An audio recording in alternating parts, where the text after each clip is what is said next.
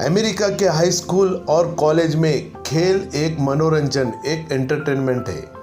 पूरा माहौल ऐसा बनाया है कि प्रत्येक व्यक्तिगत कॉलेज खेल के लिए सभी आकर्षण है और इन खेल आयोजनों में भाग लेने के लिए सैकड़ों मील की यात्रा करते हैं ये सब खिलाड़ी और लाखों अमेरिकी अपने घर पर टीवी पे इस एंटरटेनमेंट का पूरी तरह मज़ा लेते हैं, क्योंकि अमेरिका ने तो इसे भी एक बिजनेस मॉडल बनाया है। यह एक आर्थिक बाजीगरी है। यदि आप सोचते हैं कि दक्षिण और मिडवेस्ट जैसे क्षेत्रों में लोग शुक्रवार की रात कहाँ है, तो वे अपनी स्थानीय हाई स्कूल फुटबॉल खेल में हैं। इसमें कोई आश्चर्य नहीं है कि हाई स्कूल के खेल के लिए बाजार का विस्तार हुआ है। हाई स्कूल के खेल बड़े बिजनेस में बदल गए हैं। स्टेडियम, टीवी और इंटरनेट ब्रॉडकास्टिंग रेवेन्यू, बड़े वेतन वाले कोचेस और multi million dollar game day खेलों में इस प्रकार के पैसे के सौदे आमतौर पर पेशेवरों और कॉलेज से जुड़े होते हैं। लेकिन अमेरिकी हाई स्कूल इसी तरह के सौदे करके उसी प्लेबुक से एक पेज निकाल रहे हैं, ये इन्हें नहीं पता। लोग तो लोग हैं, अपने आईफोन्स और आईपैड्स से प्यार करते हैं और यह उनके लिए एक धर्म की तरह है। हाई स्कूल के खेल के साथ भी ऐसा ही कुछ है। एक्चुअली ये प्लेटफॉर्म कब और कैसे बनाया गया? 1980 के दशक में हाई स्कूल के खेल में पैसा धीरे धीरे डालना शुरू हुआ जब ESPN के साथ लोकल नेटवर्क ने हाई स्कूल में खेले जाने वाले खेल फुटबॉल की विशेषता शुरू की। 2007 और 2009 की मंदी से पहले ही बजट में कटौती ने कई स्कूलों को इस सौदे की तलाश करने के लिए मजबूर कर दिया था। लेकिन कुछ स्कूलों के लिए सार्वजनिक, निजी सभी पक्षों से धन का प्रवाह जारी रहता है।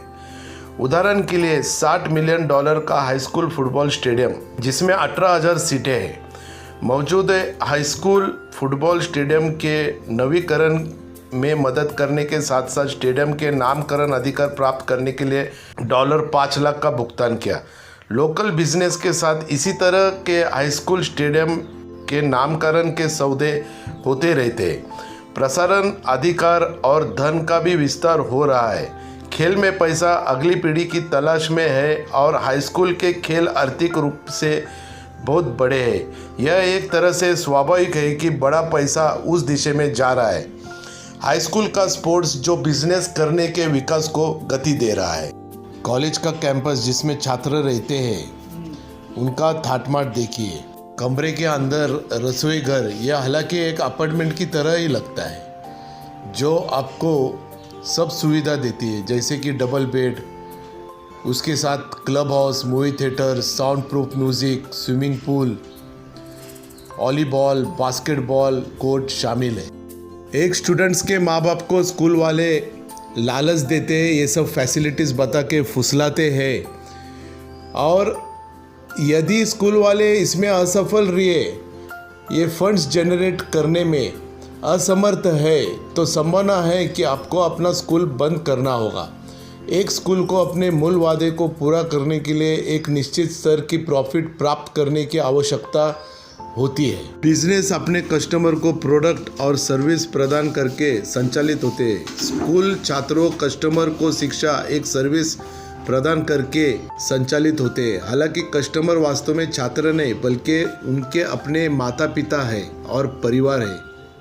कम से कम हमें अपने स्कूलों को कॉम्पिटिटिव बिजनेस के रूप में एजुकेशन के नाम पे बिजनेस ऑफर करते हैं। हकीकत यही है कि हाई स्कूल और कॉलेज शिक्षा के धंधे में है, ना कि नौकरी दिलाने के धंधे में। उच्च शिक्षा इतनी महंगी होती है कि माता पिता बैंकों से कर्ज लेने में मजबूर हो जाते हैं।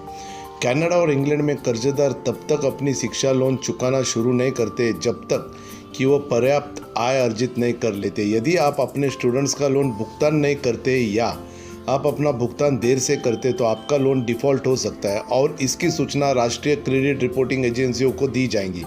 यह रिपोर्टिंग आपकी क्रेडिट रेटिंग और भविष्य की उधार लेने की क्षमता को नुकसान पहुंचा सकती है। साथ ही सरकार आपके वेतन, टैक्स रिफंड और अन्य सरकार भुगतानों से धन लेकर आपके लोन पर वसूली कर सकती है। आप अब अन्य लाभों के लिए भी पात्रता खो देते। डिफ़ॉल्टर की सूचना क्रेडिट ब्यूरो को दी जाती है, जिससे आपकी क्रेडिट रेटिंग खराब हो जाती है। एक अच्छे क्रेडिट रिकॉर्ड को फिर से स्थापित करने के लिए सालों लग जाते हैं। आपका लोन धारक आपको अदालत में ले जा सकता है और आपके अदालत की लागत, वकील की फीस और अन्य लागतों का शुल्क लिया जा सकता है। स्टूडेंट सिस्टम में आने के बाद सोचता है कि वो अब पढ़ाई में 98% में स्कोर कर सकता है। मैं एक पढ़ाकू छात्र हूँ, मैं चीज़ों को याद रखने में बहुत अच्छा हूँ, लेकिन मैं इसे नहीं सीखता।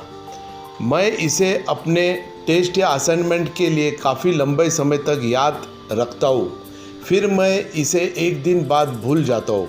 फिर मैं अपने दिमाग में नई जानकारी भरता हूँ, परीक्षा देता हूँ और भूल जाता हूँ। मैंने सिस्टम को तोड़ दिया है। मैं स्कूल में बहुत कम सीखता हूँ, बहुत कम। मुझे याद नहीं कि मैंने एक महीने पहले जो कुछ सीखा था उसे लगभग 10% शायद मुझे याद है। मेरे ग्रेड सही है, मैं स्कूल में अच्छा हूँ। मेरी शिक्षा नहीं है। ये कम से कम काम के लिए उच्चतम ग्रेड कैसे प्राप्त करें यह पता लगाने की एक निरंतर संतुलन है। लेकिन जब से मैंने इन तकनीकों को अध्ययन करने में महारत हासिल कर ली है, मैंने सिस्टम को और ख़राब कर दिया है, इसे पूरी तरह नष्ट कर दिया है। मैं एक शिक्षित व्यक्ति नहीं हूँ, मुझे शिक्षित नहीं किया जा रहा है। मैं एक ऐसा व्यक्ति हूँ जिसने व्यवस्था का लाभ उठाना सिखा लिया है। मैं शिक्षित नहीं हो रहा हूँ, मैं अपनी ज़रूरतों को पूरा करने के लिए टूटी हुई प्रणाली में हेरफेर कैसा किया जाता है वो सीख रहा हूँ। छात्रों का ऐसा करने में सक्षम होना अमेरिका शिक्षा में क्या ये गलत है?